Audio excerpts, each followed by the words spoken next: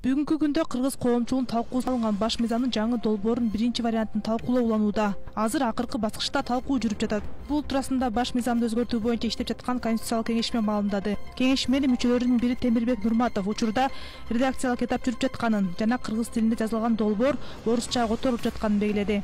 Кандай деңгээлде кайсыл абалда деп атасыздар? Конституциялык кеңешменин ишинин азыркы этабы азыр редакциялык этап болуп атат. Негизги ошо биздин конституциялык кеңешменин жетекчилиги жана ошол биздин ошо негизи эле ушул башында эле ишти башталып атканда эле кыргыз тилинде жазылсын деген ушундай сунуштар коюлган.